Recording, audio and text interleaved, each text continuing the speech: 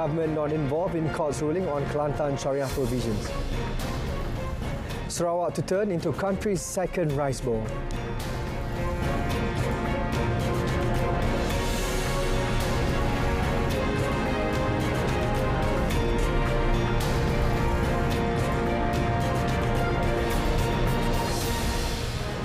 Good evening and salam Malaysia Madani. You're watching Malaysia Tonight. I'm SAHIH Samsudin. Prime Minister Datuk Seri Anwar Ibrahim said the unity government has nothing to do with the federal court's decision in annulling 16 provisions in the Kelantan Syariah Criminal Code today. He said the decision was made by the federal court by the power vested in them under the federal constitution. Hari ini dalam keputusan cukup jelas. Dia tak ada kena-mengena dengan syariah. Dia tentang kuasa negeri. Katalah Dewan Undangan Negeri bulan depan Ketua Menteri buat beberapa undang-undang baru yang bercanggah dengan kuasa negeri dan kuasa perlembagaan persekutuan. Maka boleh dirujuk dan Mahkamah Persekutuan akan dapati sekiranya bercanggah akan membatalkan. Dia tak kira tajuk apa. Tajuk apa pun. Ada kuasa persekutuan, ada kuasa negeri. Elaborating further, Datuk Seri Anwar said the opposition played on religious sentiments in a bid to portray his unity government as opposing Islam, even though the application by the two women was filed during Perikatan Nasional's administration.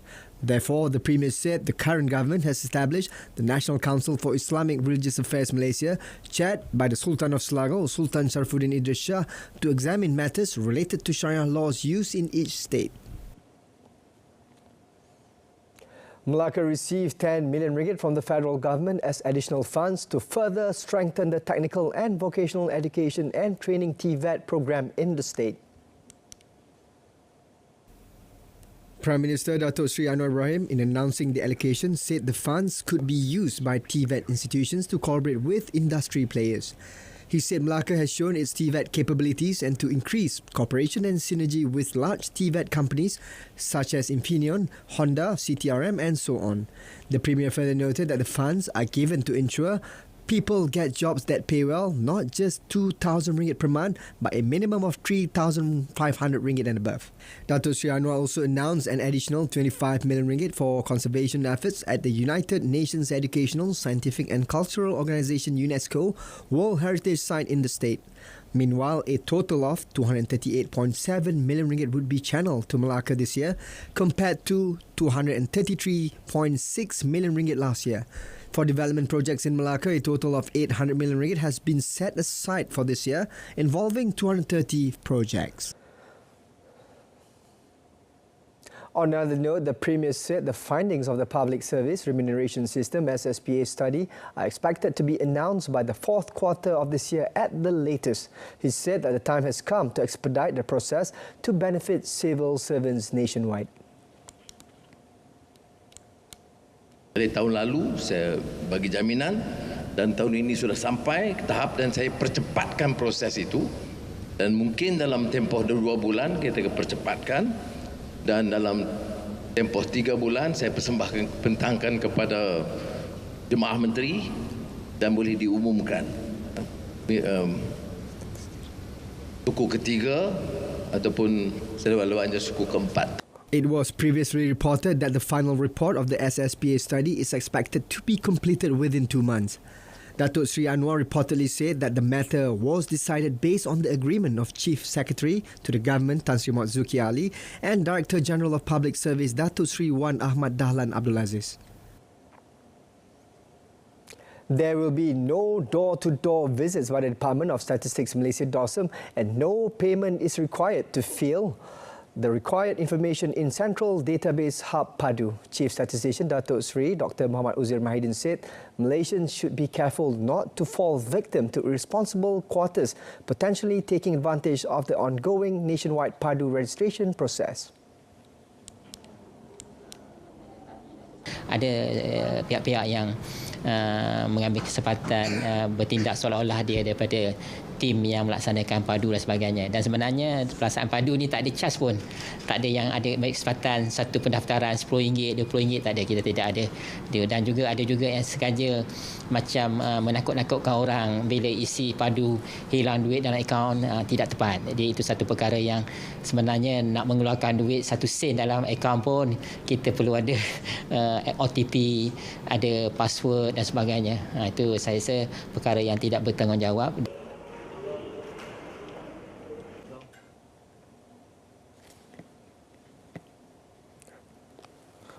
He explained that Dawson has only been conducting targeted visits for PADU registration at Orang Asli settlements, elderly daycare centres and nursing homes across the country. He added PADU emphasises on safety and data protection at the highest level, and all the input provided by users will serve as a government central database system.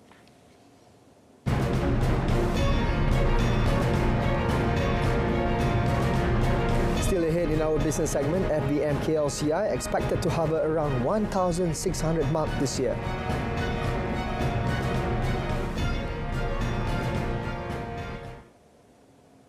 The Agricultural and Food Securities Ministry will implement strategies based on the Pintar agriculture concept to realise the aspiration of making Sarawak the second rice bowl of the country after Kedah. Minister Datuk Seri Mohammad Sabu said this include the development of the industry and infrastructure, research development, commercialization and innovation. In a Facebook post, Datuk Seri Mohammad Sabu said Sarawak Premier Tan Sri Abang Johari Tun Openg had expressed strong commitment and seriousness in ensuring food security, aiming for Sarawak to become one of the leading rice exporting states. This agreement was reached during his meeting with Tan Sri Abang Johari in Kuching to discuss food security cooperation between the federal and the state government. Prior to this, Datuk Seri Mohammad Sabu had said the ministry would intensify efforts and expand paddy cultivation under the large-scale Smart Paddy Field Program, Alas Kinchan, including in Sabah and Sarawak this year. This is in line to make both states the country's second rice bowl after Kedah in the future. The FTSE Bursa Malaysia KLCI, FBM KLCI, is expected to hover around the 1,600 mark this year, supported by resilient economic growth, improving corporate earnings and attractive valuations. Inter-Pacific Asset Management Chief, Economist and Fund Manager Dato Dr. Nazri Khan foresees the FBM KLCI trending around 15 times the market price to earnings ratio, in line with the consensus range of 14.7 times to 15.2 times. He noted that the performance in January 2024 also earmarked the third consecutive month of positive closing from the index, indicating a sustainable upward trend. With the FBM KLCI looking more attractive than its regional peers, especially in terms of earnings valuation, Inter-Pacific Asset Management is expecting a much more resilient performance this year. In addition, he said the lackluster movement of the index last year could provide a more attractive proposition to global investors, especially when more big cap companies in Malaysia have registered better than expected earnings in the last few quarters. Internally, he added that the focus would be more on corporate earnings, gross domestic product growth and government initiatives.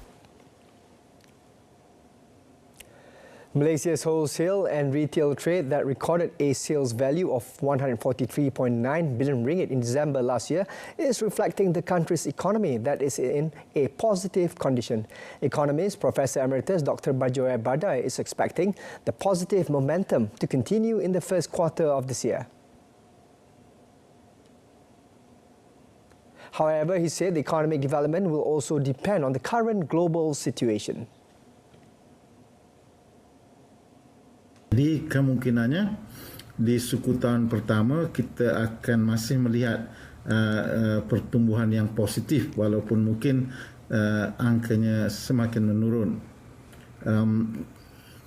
Apakah prospek ini akan berubah?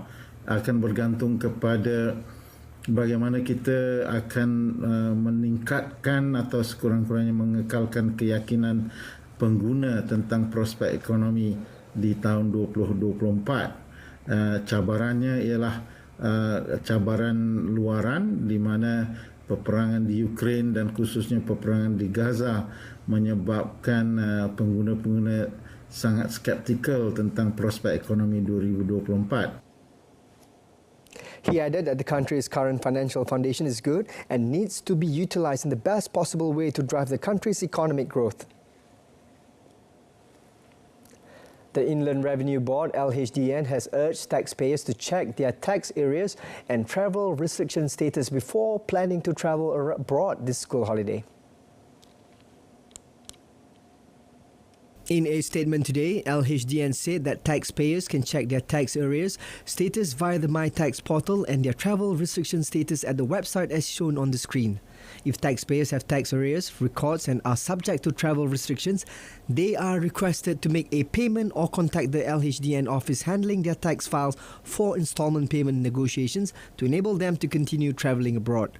According to LHDN, as of 31st December 2023, there were 12,846 cases of travel restrictions involving company directors and 179,719 cases involving individuals. The travel restriction measure under Section 104 and 75A of the Income Tax Act 1967 and Section 22 of the Real Property Gains Tax Act 1976 is among the actions taken by LHDNs against any individuals who fail to settle their tax arrears. It is imposed after other actions such as issuing payment demand letters and sending tax arrears notification emails have been taken. LHDN said it is always committed to facilitating taxpayers and advised them to visit their offices to discuss and negotiate the best solution for any offence or difficulties. Malaysia's natural rubber NR output eased 1.1% in December last year to 30,342 tonnes from 30,669 tonnes in November. According to the Department of Statistics, Malaysia DOSM year-on-year NR production was 0.7% lower compared with 30,556 tonnes in December 2022. Chief Statistician Datuk Seri Dr. Muhammad Uzair Mahidin said the NR production in December last year was mainly contributed by the smallholder sector compared to the estate sector. He noted that exports of Malaysia's NR amounted to 45,591 tonnes in December, a decrease of 11.7% versus November, 51,643 tonnes. He said China remained the main destination for NR export, which accounted for 41.5% of total exports in December, followed by Germany, Iran, the United States and Pakistan.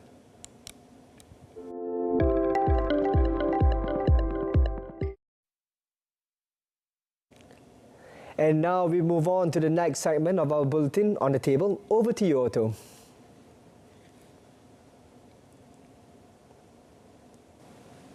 Good evening and welcome back to On the Table, where we discuss current issues making the news. Now, as the first month of 2024 come and went, we look forward to months ahead in hopes that the rest of the year will be economically viable, particularly for the general public in tackling the rising cost of living. Now, with us via video call is Dr. Shankaran Nambiar, Head of Research and Senior Research Fellow at the Malaysian Institute of Economic Research, MIER. Dr. Nambiar, welcome to the show. Thanks a lot. A great pleasure being on the show. Now, firstly, coming out of 2023, Doctor, what are your thoughts moving forward in 2024? 23 was a bit slow. I think the manufacturing sector didn't perform terribly well. And I think that's not because of any inadequacy on the side of the manufacturing sector itself. I think it's got a lot to do with what was happening globally, coping with external demand, coping with the Russia-Ukraine war, etc. And so our exports, as a consequence, also slowed down. All in all, 2023 was therefore not terribly fantastic. Moving forward into 2024, I would expect that things would improve for the economy. I see that there are probably lots of initiatives. There probably are reforms that are likely to be taken for the year. And there seem to be plans on the fiscal front to bolster our situation. It's probably not going to be absolutely fantastic. We're probably not going to see growth figures of 7% or something of the sort, but definitely I would think it's going to be a big improvement from 23. You said, Doctor, it's going to be a better improvement as of the previous year. Now, my next question is, our ringgit now certainly is trying to hold on given that it fell to its all-time low of 4 ringgit 72 cent to the US dollar last month. Now, your opinion, Doctor, what do you think on this currency this year? Yes, I mean, the ringgit has not been performing terribly well. I think, I don't know, perhaps yesterday, or I don't know how it's open today, but it's probably something like 4.77 to the US dollar.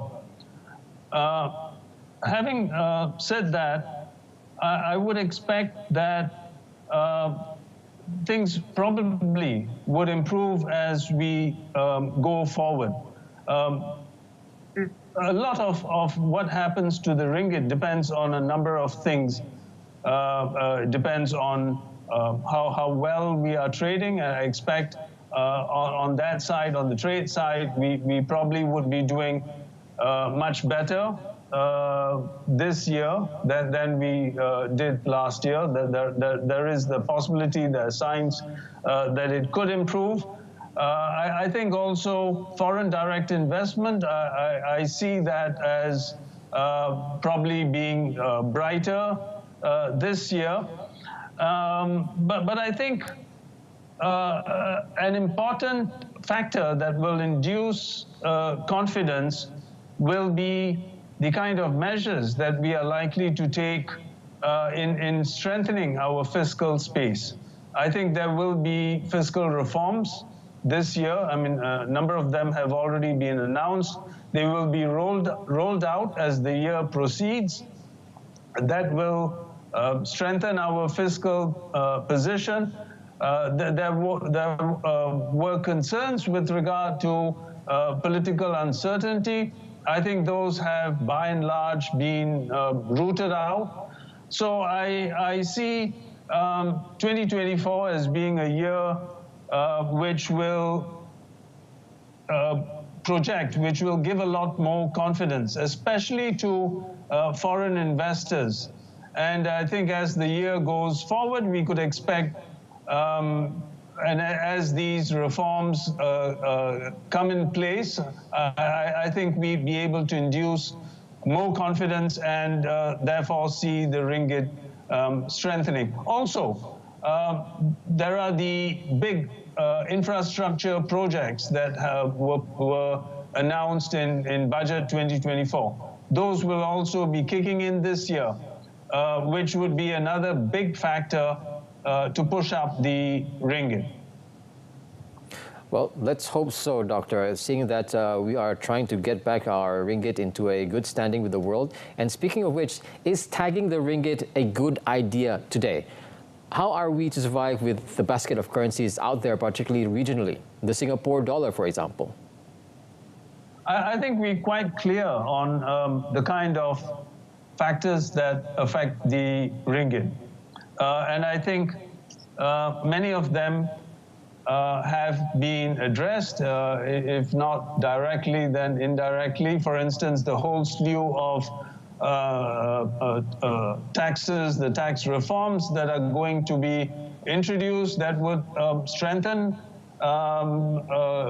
tax revenue, government revenue, and that will be seen, I'm sure, in very positive light, which would translate into the ringgit strengthening. And as I mentioned just now, FDI would also improve. But I think it's mistaken to make these comparisons, for instance, with the Singapore, especially with the Singapore dollar.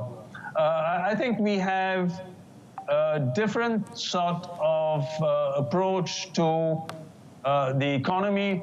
We try to handle inflation by looking at subsidies, perhaps by controlling prices, etc. Singapore uses a very different approach. They use the Singapore dollar. So that could be, that would be one of the reasons why the ringgit, Singapore dollar might turn out to be stronger than the ringgit. As for tagging it or trying to control the ringgit, not a great idea, I think, and I think the reason quite often why it's being suggested is because people are making this comparison with what happened in 1997, 98, and I think that that's a very mistaken, a very misleading kind of comparison to make, and we definitely nowhere in the kind of situation that we were in back then. So I think the kind of anxiety, fear is misleading. It's perhaps even mischievous to suggest anything of that sort.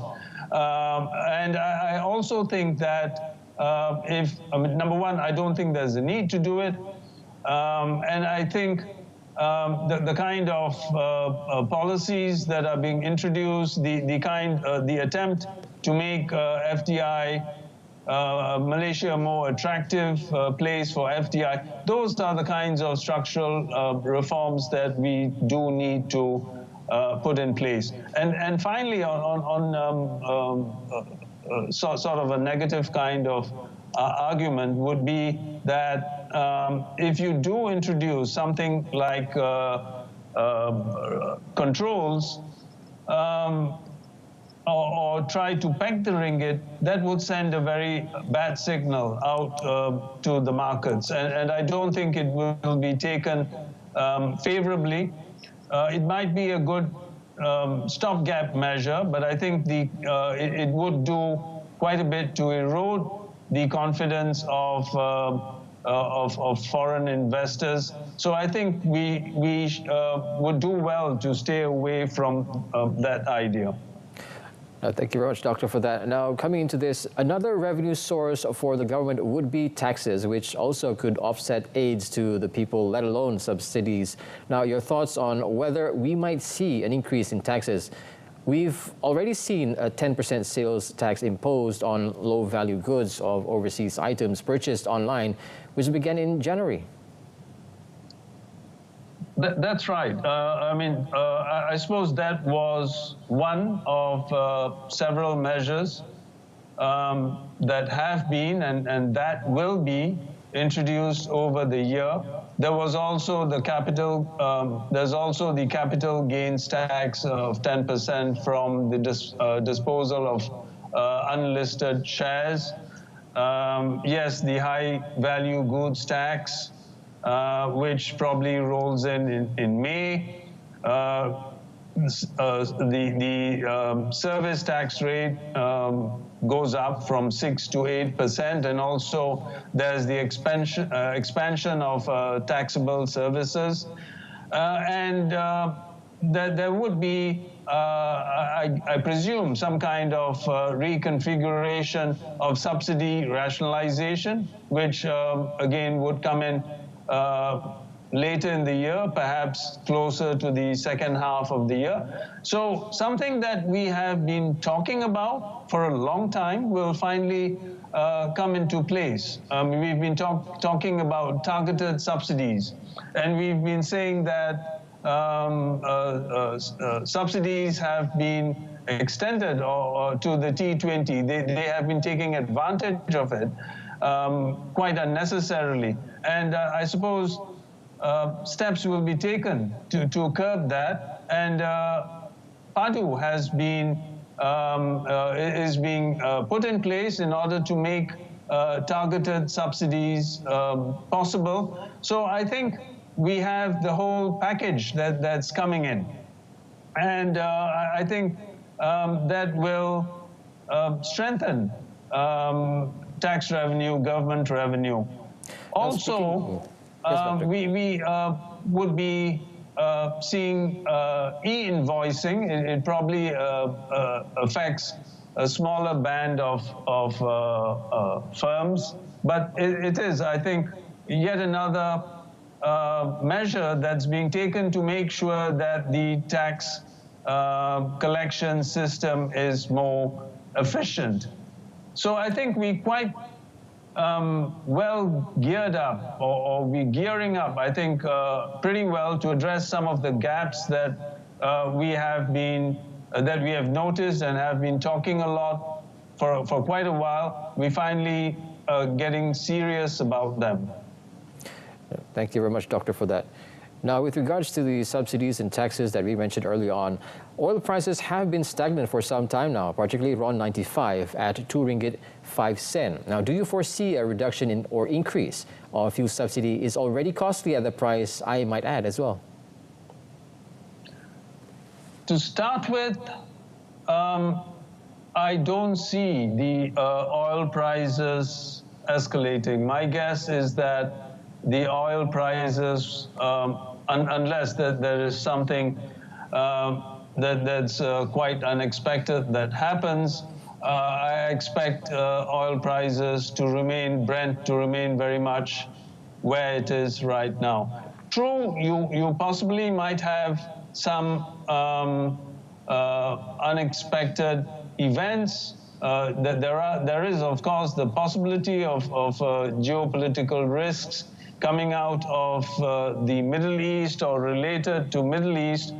But I think if you looked at it in the wider context of particularly as in respect to the slowing of global demand, I think the more subdued global demand would probably be a factor in not escalating the price of oil. So I expect oil to be very much at where it stands, which, yes, of course, means that it would be costing the government some money in order to subsidize the price of oil. But as I mentioned just now, the policy measures with regard to targeted subsidies are likely to roll off. And I think that would be a good way to wean us off the subsidies that are being extended for petrol. And I think that would be a good way to move forward. It's also the timing could probably also be good, fortuitous, because the price of oil is not, let's say, $100 per barrel. So I think the price at which it stands is a good price at which the government could slowly start to withdraw the subsidies, the oil subsidy. We truly hope so. Well, anyway, thank you so much, Dr. Nambia. I'm afraid that's all the time that we've got on the program. Once again, thank you so much, Doctor, for being with us today. Now, we'd like to thank you as well, the viewers, for joining us and on the show, and hope you have a very good evening ahead. For now, it's back to you. Thank you so much, Dr. Shankaran, for the insights and clarity. That wraps up Malaysia Tonight. From the river to the sea, Palestine will be free. I'm SAHIH with Otto Othman. Thank you for watching.